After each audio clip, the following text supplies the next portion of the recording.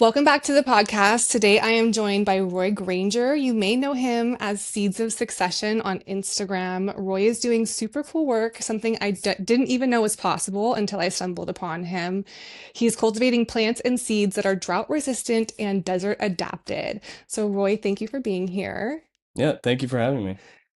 I have to say, when I think of you, I like imagine you like you're in Dune, like out in the desert, just like owning it, surviving, thriving. Do you ever feel that way? Yes, definitely. There's been times when it has been very Dune like. Mad Max also. You could draw comparisons to Mad Max out here. Um, but hopefully through the work that we're doing, it becomes less and less Mad Max-esque. Maybe that's one of the goals of my work is to decrease the dystopian sci-fi nature of living here. But yeah, But you got to live it. You got to live it to change it, right? I mean, someone's got to yeah, be out there. So you're in the high desert of California, which is the driest desert on the continent, right? the driest desert in North America. Yes, Yeah. yes. That's crazy. But you're really living this mission because you're growing a permaculture farm where most people would think it's impossible to do so. Yeah, yeah. I remember my friends when they first saw my property, I invited them up there. They said they said to me like, "Okay, I get it. Like you want to do farming, but why did you have to choose to do it on hard mode?" And it's like, well, if you're gonna do it, I feel like this is the best place to do it. To prove that it's possible. If I could do it here, I could do it anywhere. You Yeah, know. absolutely. So tell me what your operation is like. You run the farm and then you sell the desert adapted seeds. Is that basically it? Well, there's basically three um main there's three main aspects to Seeds of Succession, and that is education, so community outreach through classes and events and educational content online. There's the production, which is actually we do produce fruits, vegetables, herbs, and value-added products. Um, we produce produce wholesale, like to wholesale markets, like locally. And then there's also just um, design and consulting. So actually speaking with other people who want to do similar things and putting together designs for them, putting together maintenance instructions and plant lists and things like that, and actually consulting with other farms and other operations in the area. How did this all start for you? Like, where did that idea to buy this piece of land come from? Well, wow. Um, how much time do you have? Take us way I, back. well, ever since I was a kid, I've been told that people are harmful to nature, right? Like I remember one experience I had when I was probably 10 or 11. Um, I remember a conservation group came to my school to talk to us about this global catastrophe called climate change, you know, and they told us that if we want to heal this beautiful planet that sustains us, they give us action. They give us, here's what we need to do. Ready? Take shorter showers. Um, Lower your carbon footprint. Reduce your impact. Leave no trace. All like negative terms like that, like do less, be less, right? Interact less, and kind of like shrivel into isolation. And when you go out in nature, understand that that's perfect and you're imperfect and you don't need to be messing with it at all.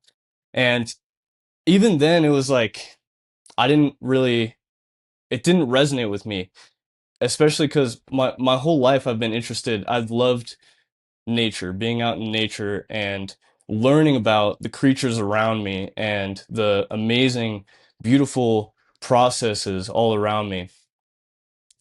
And I found it kind of disheartening that that what they were telling us is that we don't have a purpose here. That people casually refer to human beings as like a cancer, a virus, parasite, and especially like as a kid growing up with that kind of rhetoric is really yeah, it's deeply impoverishing. And so I escaped into music. That's kind of what I did. Um, that taught me how to listen and how to create a world that actually made sense to me. So you were asking me about how I got to this piece of land, but um, I guess the idea came before the land, right? The decision that like, okay, I'm gonna do this, I'm gonna farm. And I'm curious, like you kind of touched it on it already, but how did you arrive at like here? This is the place to do it in the desert. I wanted to know what a human being is to do in in this life. And I knew that every other species on the planet has a purpose and their identity is tied into that purpose, right? So my biggest question was, what is a human's purpose in our ecosystem?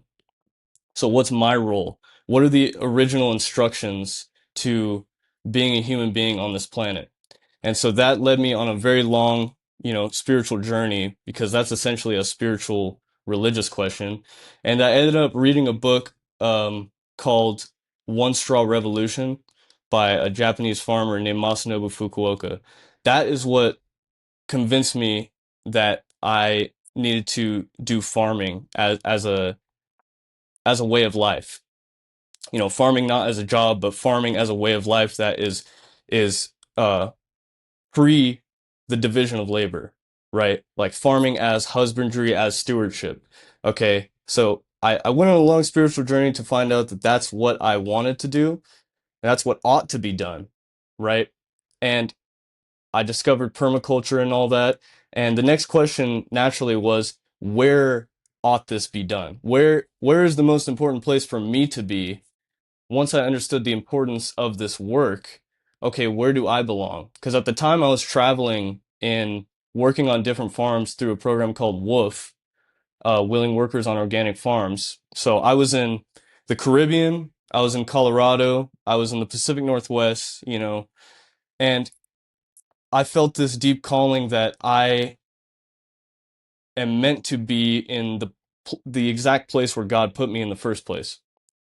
So I felt this deep calling that I need to go back home to the Mojave Desert, to a place where I'm not a stranger, a place where I have, connections in the community and my family is there and everything, and actually put my roots down deep there and try to find solutions. And instead of running away to greener pastures all the time, because that's the problem that I saw in quote unquote temporary agriculture as opposed to permanent agriculture, is we're always running to the next place. We degrade a landscape and then we go to uh greener pasture, you know.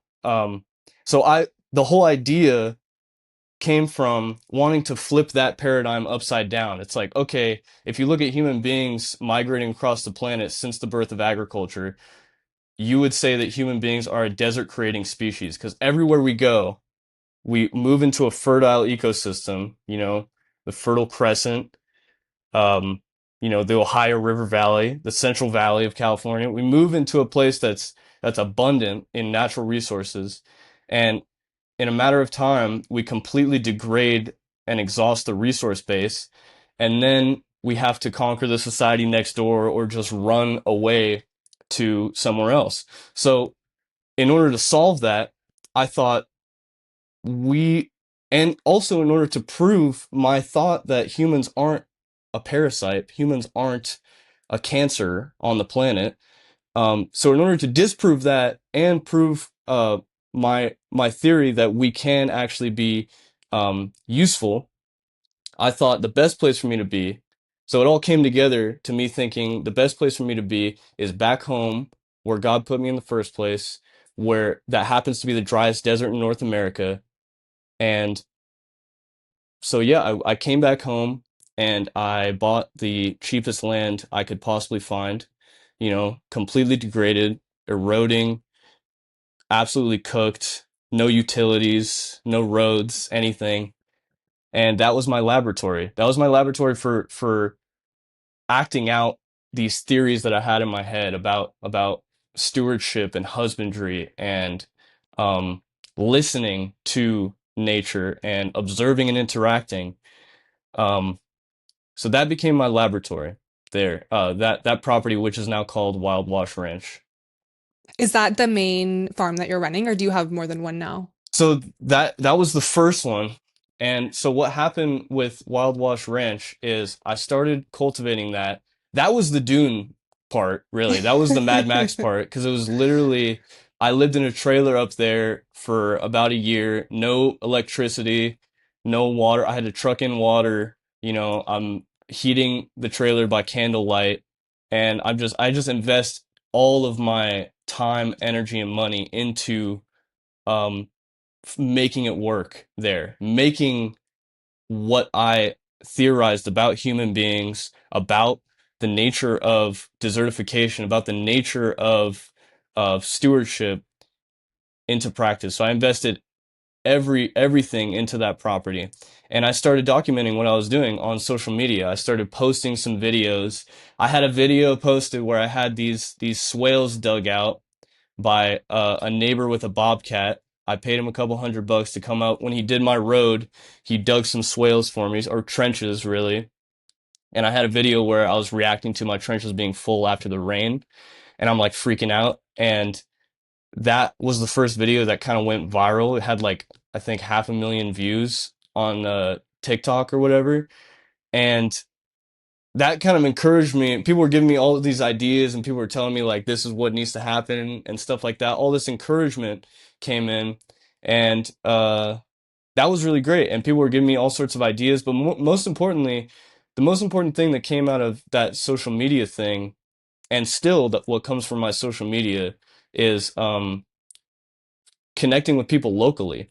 So what happened was one of my videos was seen by a plant science professor and permaculture professor at Victor Valley College, and we got connected, and he had me come and do a talk at one of his classes, like talking about what I do and what led me to this and everything. So that was the start of a very long, fruitful relationship with both the college and with Professor Carlos Ruiz, who's now a permanent, like, formal partner of Seeds of Succession. And we've done classes together. We've done, we're doing the church community garden together. So, yeah, that was the first property. And with all that encouragement, it gave me all that confidence and everything. I eventually, my family could see that I was changed when I came back home, and it didn't take them long to see what I saw because I was literally like a crazy person. Like I'm seeing, I it's constantly in front of me, like this vision that I just nobody can convince me that it's not possible, that it's not exactly what needs to happen, that all of our energy needs to go into this. And my family eventually saw that. And we came together to buy this land where I am now, which is our main demonstration site and farm. And it's a commercial orchard and vegetable farm.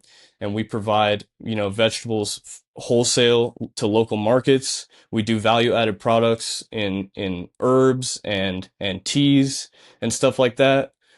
We process compost from the local businesses, and we also feed produce into my family's restaurant that I've worked at when I was, 10, 11 years old. Um, we feed that produce into there, so it's like it's a to Z connection from seed to soil to harvest to getting it into people's homes and on people's plates. And I'm involved in every single aspect of that, and that's really what Seeds of Succession is about. It's about creating a culture that's um, focused on um, and revolves around stewarding these ecosystems that we rely on. So building an economy that is symbiotic with our local ecology. That's the whole idea behind Seeds of Succession. Um, Yeah, and it's a beautiful, beautiful idea.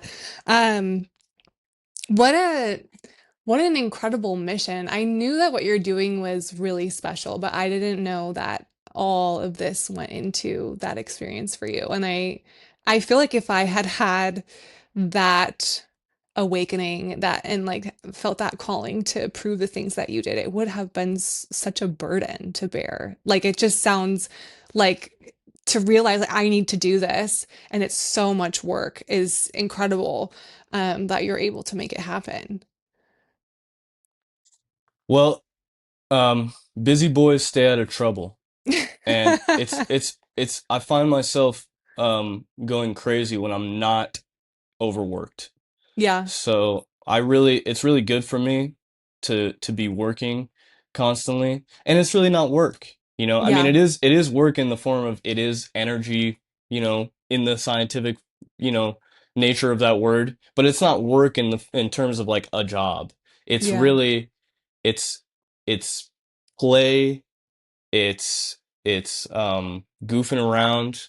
It's just being. It's human being. That's what it is to me. It yeah, is when I'm out there and I'm interacting with the ecosystem, it's it's flow. It's just thoughtless. This is what like Masanobu Fukuoka talked about is like um tapping into like direct intuition is the way to natural farming. What he called natural farming is it doesn't come from human knowledge and science and technology and endless thought, you know, um, and reflection. It comes from actually um, listening and being present and that tapping into that direct intuition, which is, I feel like tapping into, you know, human being, which was my goal all along, is to tap into what it is that that I ought to be doing. hmm yeah. It's one of life's greatest questions. I think it plagues everybody, whether they realize it or not. And I applaud you for like pursuing the answer. I feel like it must be very fulfilling, like doing what you're doing on the day to day. But you've walked that path. I mean, you've like absolutely earned it. Um, and I love what you said about like first of all the idea that humans are separate from nature or cancer just not resonating with you as a child, like rejecting. I feel like Hmm. I've had so many experiences like that too. Like I remember being told when I was little, like asking my mom, like, where does garbage go? And she's like, oh, we just bury it in the ground. And I'm like, that's so stupid at Yeah, 5, being like, what the hell is that? yeah. And like just listening to that inner voice, Hmm. like it's who you are. It becomes who you are, right? So I really resonate with not resonating. But also like what you're saying about this relationship with the earth, it reminds me of breeding sweetgrass, of course, but also like when Europeans arrived on the continent, I think totally perceived the nature here as something different than it was because it was Mm. so cultivated by the people here. Like I Hmm. read a passage once about forests on the East Coast that the trees were so far apart you could drive a car between them. And that's because of the fires, right? Yeah. And it's like it's like we came in here and just I mean, didn't even see that, right? You Mm-mm. just think like, oh, this is just how it is. Hmm. And there's no concept of like we interact together and it's us together. Hmm. And it's tragic. Yeah. Well, it's becoming a slave to the concept that you've created in your mind of what agriculture is, what a farm is. And they looked at it and they're like, oh, this is clearly nature as opposed to a farm. Whereas, the indigenous cultures didn't see it that way. Yeah, so they were so beholden to their concept of what a farm is that they didn't recognize how intensely cultivated the landscapes of North America were um, when they came here. And one of the things that I've realized about my goal as a farmer is really like my goal as a farmer is to be a hunter gatherer. Honestly, it's like because the way that farming has been sold to us is way more work than necessary, and it's not to benefit us, it's to benefit, the powers that be and everything. And farming has always gone hand in hand with slavery, and even today, all of our annual crops rely on slavery in order to get planted, get fertilized, get harvested, either underpaid workers or just outright slaves.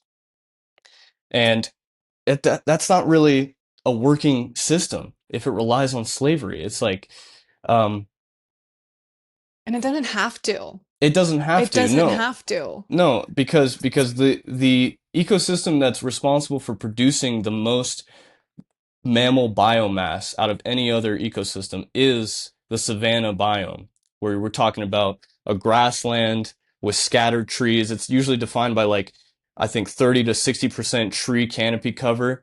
But the fact is, like, we're talking about producing energy, right? Like energy in the form of plants, right? Like plants are just vessels of stored sunlight. So we're talking about harvesting energy. The best way to harvest energy, you would think, is to maximize the surface area of capturing sunlight and turning that into proteins, carbs, fats, oils, all of that. And it's been proven that the more diverse uh, a landscape is in terms of plant species, the more total photosynthate production you have. And also, when you have a layered landscape, it's very easy to understand how, like, just architecturally, that's going to collect more sunlight. When you have tall trees, mid-story, understory, shrubs, bushes, ground cover, vines, that's collecting way more sunlight than a two-dimensional, cornfield, where you can essentially double, triple, quadruple your captured and stored sunlight energy with these layered systems. And it's like, well, there's a reason why nature has designed it like that, because nature is always moving towards more abundance, more fertility, more biomass, more biodiversity constantly. And the fallacy that came with, Enlightenment, Europeans, is that nature, their idea that we've inherited is that nature is some sort of cruel tyrant that we have to wrestle our existence from. We have to subdue and dominate nature in order to procure a living out of. Like even with reading, I was really into Thoreau, Henry David Thoreau, when I was younger, when I was getting into this stuff. And even when he went out into the forest, he had to essentially destroy an ecosystem in order to make his livelihood. Yeah. And we don't have to do that if we look at the success of nature in producing uh, life. We can just use that as a model for what our farms should be. Why shouldn't our farms model the the exact same system that has produced all the life on this planet, that has allowed plants and animals to colonize this entire planet, that has built topsoil out of rock? Um, why wouldn't we want to work with that? And we can, use our big brains and our opposable thumbs to actually lead that ecosystem into greater abundance, into greater fertility, being managers, being stewards. We can create novel ecosystems that can provide all the foods, fuels, fibers, and medicines that we need to survive. That's our destiny, is to be leaders, is to not step away from nature and say, this is something that you just take a picture of, but don't walk where you're not supposed to walk, and make sure to, like, leave no trace that you were here. Um, no, I reject that. I think we need more people um changing the climate. I am pro climate change. I think we need people to interact with ecosystems in a positive way to change the climate for the better. It's been proven that it only takes 35 trees an acre to start to have an effect on the local hydrology of your region. Okay? So, you know, you can have a positive effect on your water cycle and therefore, um, absorb more heat calories and have, less people dying and having strokes and heat waves by harvesting water, planting more trees. It has a residual effect. You take one step in the right direction and nature takes 10 steps for you because that's just the way that it should be, the way that it always has been. Yeah, it's just laughable that like, the United States has been around for like 250 years. That we think we have anything on like 30,000 years of indigenous knowledge, on the entire history of the human race, of the earth that's been doing all these things perfectly before us. Hmm. Um, do you know who Zach Bush is? Have you heard of Zach Bush, Yeah. MD? Yeah, Hmm. I just was watching him on Rogan, and he says that thing that everybody has this like wound about being like abandoned by nature. I that Mm. and I was like, wow, what a concept. I don't feel that way, but that I don't know, it's maybe like the colonizer wound, but listening to you talk, it's like we yeah, we are so separated. And there's so much rhetoric just telling us it's crazy how powerful just like words are that like Absolutely. you're separate and it just Hmm. seeps into your mind. And that drives me crazy. And I'm just like, no, no, no, that's not Yeah. it. Yeah. Words create the reality that we live in. And Which is we why can, I started this podcast. I was yeah, like, yeah, that's let's do great. it better. Yeah, absolutely. And Mhm. words, we can only evolve as fast as our language evolves. So as soon as we stop talking about ourselves as separate from nature, you know, if you said that like nature has abandoned us or we have abandoned nature, we've abandoned ourselves. We've Yeah, abandoned ourselves. That is, yeah. we're saying the same thing. So we need to get back to, like I said, the original instructions. That was the way that I framed my journey was I need to find the original instructions. Where are the original instructions? Like a horse knows how to walk immediately after being born. A duck knows how to swim immediately after being born. These birds, they know how to fly, how to migrate, thousands of miles.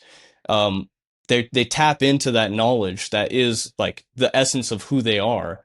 We need to tap into that and remember that we have a job to do here. We have a responsibility here, and that life is a gift. This planet is a gift, and our job is to reciprocate, is to Thanksgiving. That's our job is to give thanks and to steward this gift thoughtfully. And that's why we have these big brains. It's not for um it's not for anything else really. It's for praise and thanksgiving and worship in the form of all these things that we're talking about here. And Yeah. by the way, Protect All Life is a great name for the podcast. Thanks. Yeah. Thanks so much. It came to me after reading a book from a woman, an elder woman from my stepson's tribe. The Chumash down in Southern California. Hmm. And she, at the end, she was just saying, like, we are life. We are life, you know? And I studied Native American culture for years and I like knew that, but just the way that she like said it just like hit me so hard like it like Mm, just penetrated into my bones like deeper than it's ever been before. I started crying and I was like, oh my God, exactly. we have to protect life. That's in a word our whole job here. Like Hmm. exactly what you just said. That is our whole Yeah, job here. We are the only creatures that can look out across a vast landscape, and we yeah, can we can ascribe qualities to the processes that are a part of that landscape. We can look at the processes that are creating death, and we can look at processes that are creating life, and we could use action to increase the life creating processes and decrease the death in the world. That's our yeah, whole job is the life of the world I is know. protect the life of the world and to Yeah. create life. Yeah. create more life. Yeah, and when I thought about this concept too, I was like, it applies to everything I care about. Applies to like how you treat your children, applies to your food, to like the clothing industry that I feel really passionate about, like all the problems there. I feel really passionate about like the problems we have with our prison systems, like those lives should be protected too. So I was like, this is great, and it is the concept. Protect everything. You were kind of getting into it before, but I want to like officially ask you, for people that don't know, can you explain what permaculture is and why it is such a superior method of interacting with nature? So permaculture is a it's a conjunction of two words, which is permanent and culture. You could say it's permanent agriculture, but essentially culture and agriculture are the same word. The word culture comes from to cultivate. That's what it means, is cultivation. So we're talking about permanent cultivation, permanent culture. Um, Culture we can define as the way that people interact with the the world that they live in, the ecology that they live in, right? Um, and permanence does not mean sustainable. Like sustainable means sustaining exactly what is in perpetuity. Like arresting a landscape, saying like I have an apple orchard, I want it to be sustainable. I want it to remain an apple orchard 100 years from now, 200 years from now. That's not what permaculture is. Permaculture is permanent culture in that it is constantly adapting and evolving with the process of succession on our planet, which is constantly going. Like no landscape is static. It's always moving. And like we said, it's always moving towards greater abundance, greater fertility, greater biomass, greater biodiversity, more energy. So one of the ways that you can contrast permanent agriculture, what's not permanent agriculture is conventional agriculture, which can be, you could talk about monocropping, annual crop agriculture. Um, it is essentially temporary agriculture because um, you can only do it for so long. If it's not working with the successional pathway of that region, then all you're doing is you are using up the deposit of wealth in the form of topsoil. You move to a place with abundant resources and you farm it um, until all those resources are diminished. Succession and permaculture is how resources get created. So succession is how topsoil is created, and it's how um, more biodiversity comes into play, and it's how plants and animals colonize the planet. So a permanent agriculture, a permanent culture, is a method of culturing the land to where we don't have to move somewhere else in 20 years, when the water runs out or when, the soil is no longer capable of sustaining life, which is what we've done since the beginning of agriculture. Um, every single civilization that has relied on annual crop agriculture, what we can call temporary agriculture, has collapsed, and they've had to go somewhere else or just completely um, be erased from from life. So working with ecological succession is the only way that we can have permanence in our culture. So we can have a a culture, an economy, a livelihood that is symbiotic with the ecological reality of where we live, which is constantly changing. You know, it's moving somewhere. It's not static. It's moving somewhere, and if we're not moving with it, then or we're moving against it, then it's not permanent. It's temporary because we're never gonna win.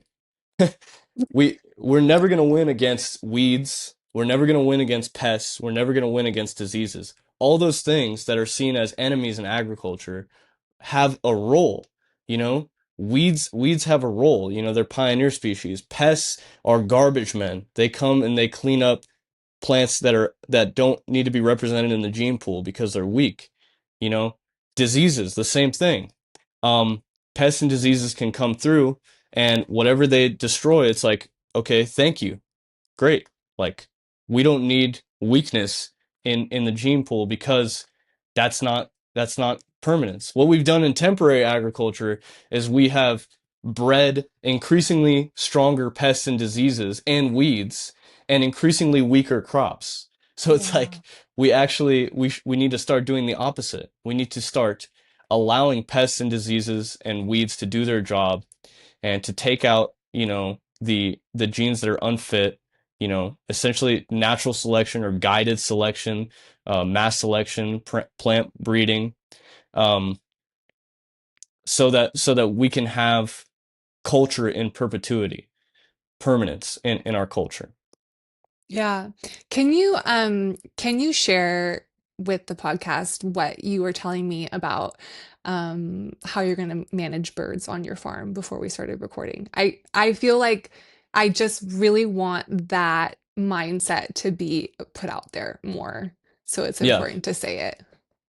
Okay. Yeah. So in permaculture, one of the principles in permaculture is the problem is the solution. So we can look at a problem like birds are eating my jujubes. That's what we were talking about, is I need to get out there and harvest jujubes every single day before the birds eat them because they're very thirsty this time of year and the jujubes are ripening early. So um, they're taking advantage of that, obviously. Um, and they're doing their job. So who am I to stop them from doing their job? Rather than trying to fight them and stop them from doing what God designed them to do, I would much rather work with them, cooperate with them, and find a way that they fit into the farm operation. Find a way that they can harmonize. Because right now, it can be seen as discord, right? But that's all about context, right? There's no such thing as a wrong note, right? In music, it's just context, right? Any note could be the right note if you play it the right way. So the thing with the birds is, I know I know what the birds love. I know that they will always go for mulberries before any other fruit. Mulberries happen to grow very well here, um, certain varieties. So my plan of action, in the future for ensuring that the birds don't take more of my harvest than I would like them to take is planting mulberries. Mulberries are also very nutritious fodder for livestock, very high protein leaves, you know, very nutritious and delicious fruit. They grow like weeds. They're very easy to propagate from cuttings. So that's nursery stock to sell. Um, Shade, microclimate, um, all those things. So my plan is to plant mulberry trees for essentially the birds to take a majority of those crops so I can have the jujubes. And that's what I recommend to a lot of people that have bird problems because I've seen that work on other farms. I don't just like make stuff up. I don't like I You're I'm working on observing. observation, exactly. Like I Hmm. don't part of what it is being a designer is it's not about me sitting in my office on a piece of paper and being like, "Oh, this would be cool." Or like this is a wacky configuration. Like nobody's done this before. This would be kind of cool. Like no, that's all made up. It's concepts. And what being a designer is going out into nature and looking at what's the design for this habitat, what's the design for this landscape, what is the rainfall that we get, what are the different energy systems moving through this site, what's the solar aspect, where does the wind come from, when do we get the rains, what weeds grow here, what animals are frequenting through this place, all these things tell you what nature's design is for this place. So more so than me making up designs here from my head or whatever, I being a designer is rather going out and asking nature what's the design for here. And then moving backwards from that, how do I design the human habitat to coincide with the natural design, where this landscape is going, where it's been, where it is now, where is it going? How do I lead it towards more aggradation and less degradation? And how does my habitat fit into that in a complementary way, in a permanent way? Yeah, absolutely. Designer as like discoverer almost. Like that also Definitely. reminds me of like the musician piece. And I have Exactly. no musical talent, but I have definitely listened to songs where you're like, those sounds were meant to go together and like Hmm. Prince discovered it in like the universe somewhere. Do you know what I mean? Exactly. Like Yeah. that was meant to be made that way. And Yeah. what you're saying about like the problem is the solution and you have to work with it, not against it, also reminds me of parenting so much. Like Mm, when your kid is fighting you on something, if you dig in harder, like it's so much worse mm, versus if you kind of go along. Like my stepson, for example, like he always wants to like laugh and joke and I'll be like really frustrated, you know, and I could like take that path of like, but then like we just are butting heads so much and it's so painful. But if I just go along with what he's like, you know, doing, then I can like coax him into brushing his teeth in a good mood and like mhm. everything works so much better. So I mean that concept is universal to life. It's Absolutely. universal. And that's how you know that it's Hmm. true. That's how you know that Yeah. something is true. If it's true on one scale, and then you can, it's like a fractal. You could, put it at a large scale or a very small scale, it remains true. That's one of the hallmarks of, a universal truth. Hmm. 100%. I know we're getting close to time, but there's a couple more things I want to ask you. You touched on water a little bit. I know from like watching your videos and stuff, you're doing some really creative things with water. I'm just wondering like what advice you might have for people on conserving and like making the most of water as we're kind of in this like looming water crisis. Yeah. So one of the things that I always want to make clear to people is that, and this is what I tell people, so many people have told me that, like, I'm crazy for coming out here to farm because there's no water. And I tell them that I do rain catchment, that we do rain catchment off of our roofs and we do water harvesting in the landscape. And they're like, yeah, that's great and all if it ever rained. And it's like, well, let's do the math actually. And I sat down and did the math, and it's like, okay, we get one reliable rainy season here in the Mojave Desert. It's mostly a Mediterranean climate. So we get, it's dry most of the year, and then we get a little bit of rain in the winter, like 4 or 5 inches if we're lucky, right? And I did the math, and 4 or 5 inches landing on a flat surface that is 5 acres. Say I take my 5 acre property and add 5 inches of rain onto that, just hypothetically, if the land was completely level, which it isn't, it's actually you know slanted.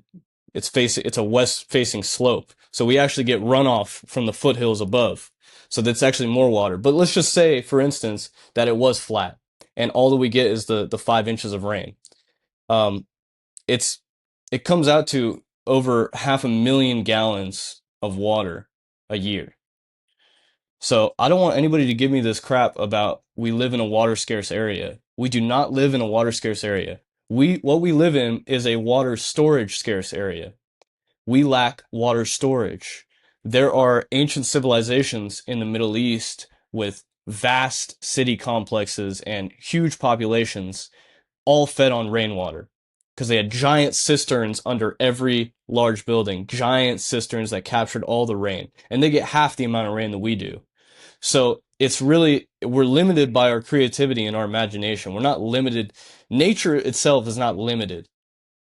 Um, so drought, when we talk about drought, it's not a natural disaster.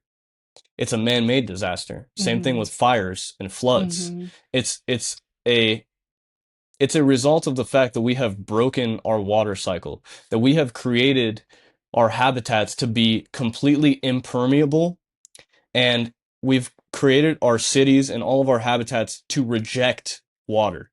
Literally every design for human habitation around water is get it away from you and out somewhere else as fast as possible. You know, where it's like if we were to infiltrate all that water, then we would actually restore a water cycle. Because what's not a water cycle is rain falls down, it falls onto an asphalt road or a dirt road in my case. It erodes the road. It takes all the soil from my property. It explodes on the soil surface because there's no ground cover, there's no plants, the vegetation has been removed. Falls on bare soil, the soil blows up, and all the lightest particles get moved away, which are the water holding particles, the organic matter in the clay. And that's what gets eroded first, the water holding particles. That gets eroded, it makes a huge mess on the highway, bunch of dirt, huge puddles. The city has to come and like clean it up, you know, and then it evaporates. That's half of a water cycle. Okay. Water can only go one of three directions when it hits the ground. It can either go up, which is to evaporate. It can go across, which is to cause runoff and erosion, or it can go down. That's the only three options it has. And it's always going to take the path of least resistance, obviously. So, what a complete water cycle is water falls down from the sky, it infiltrates into living soil. Um, the plants on that soil actually filter and dissipate the velocity and the erosive power of that water and channel it to sink gently into the ground, right? The water sinks gently into the ground. It gets uptaken by plant roots and it turns into this beautiful green growth. And that green growth of the plants actually evapotranspirates water. And while it evapotranspirates water, it actually there's bacteria that it evapotranspirates with it, different microbiology that are called cloud condensation nuclei. So it's like dust particles and microbes, right, that come from plants. And that is cloud seeding. That is the original cloud seeding, not like Mm. the aluminum and the crap that they spray into the air now. This is actually how clouds are formed. Like 40% of the rainfall comes from the vegetation, not from the ocean.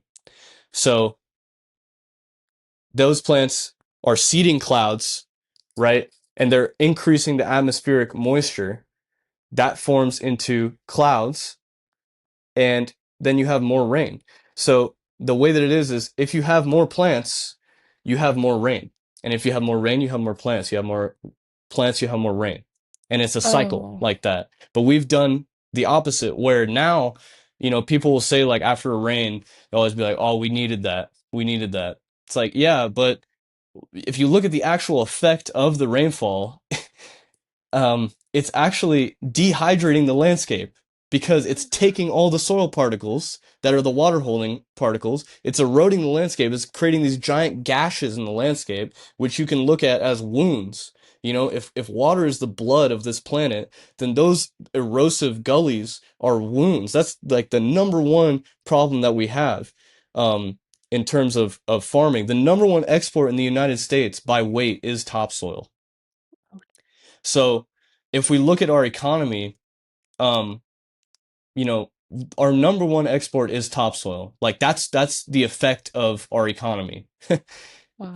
So you could pretend like it's something else, but the real effect is that we are losing topsoil at a rate that is completely unsustainable. I And know this. It's yeah, like we have it's like only been 40 years or increasing. something.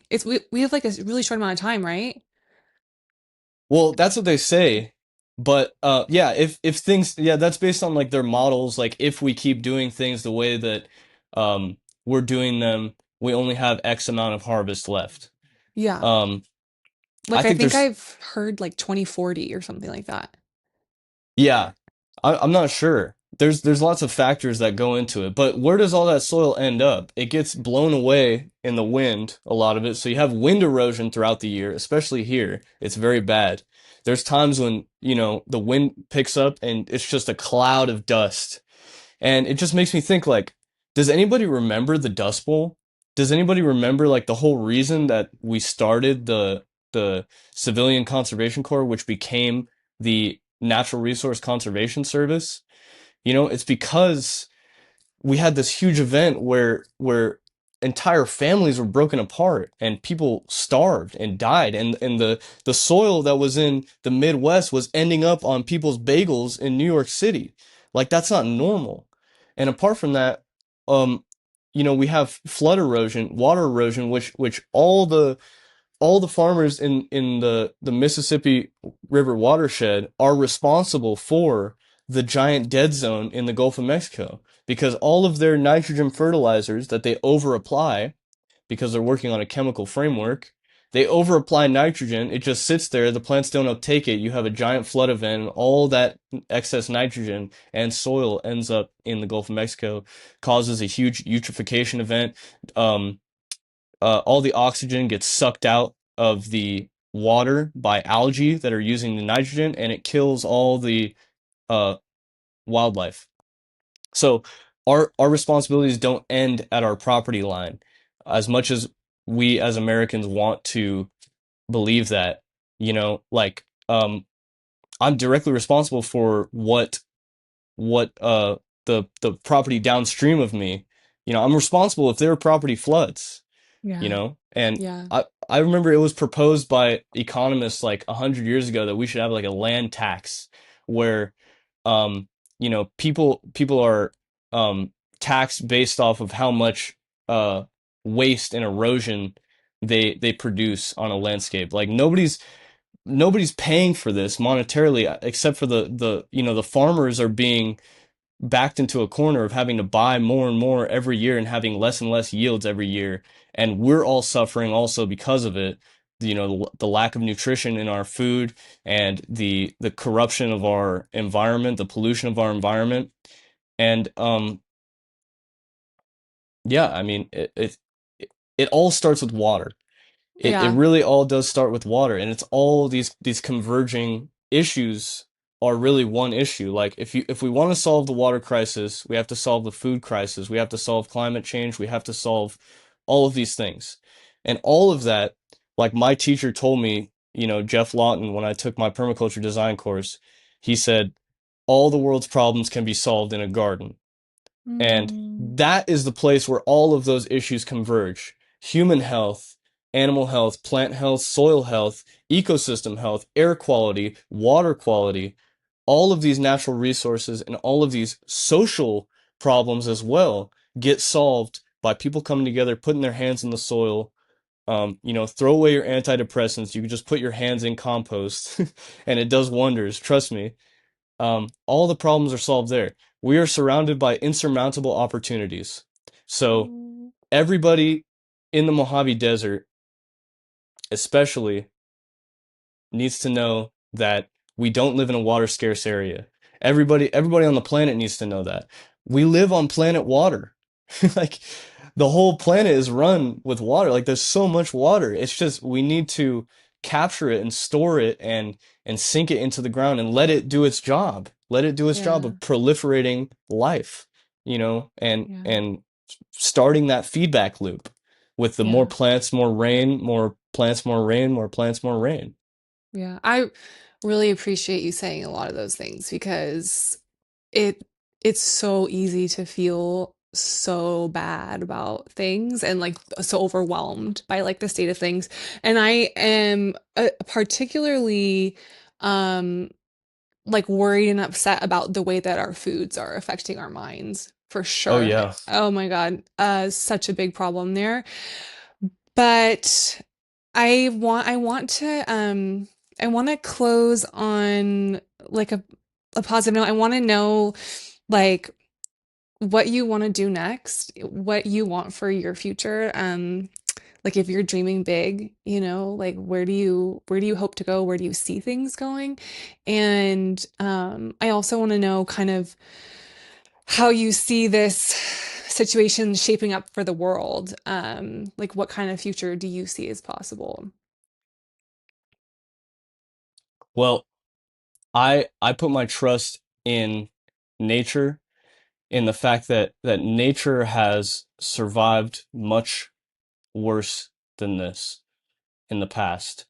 Um, every time you think it's over, when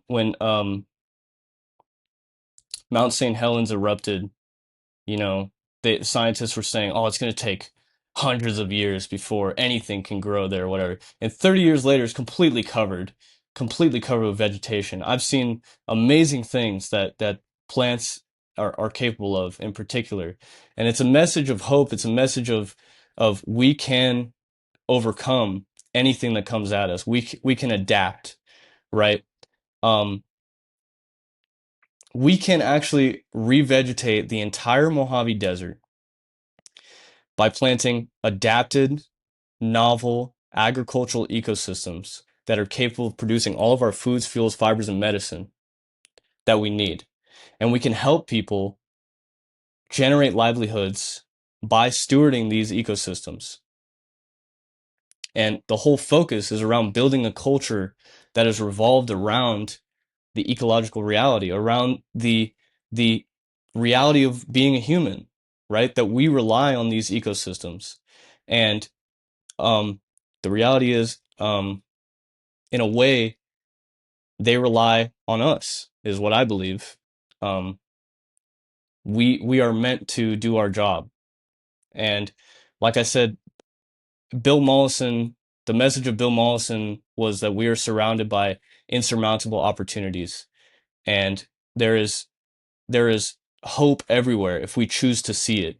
And my message and what I choose to put out to people, like on the internet and in talks, and whenever I talk to anybody, it's never what I got as a kid, which is that um, you need to be less. You are the problem. You existing is the problem. Like, I mean, that's really the message that we got. I mean, people, it's very uh worrying when people start talking about overpopulation in these days. And it's like, well, I'm sorry, who is, who's gonna make the cut of they belong here and someone else doesn't. And people start to draw lines in that way that start to divide people based on, race or class or anything like that. Um, don't listen to all that. Um, my message is hopeful. We can do it here. I've seen it done in places that are much more impoverished than we are here in the States. We've been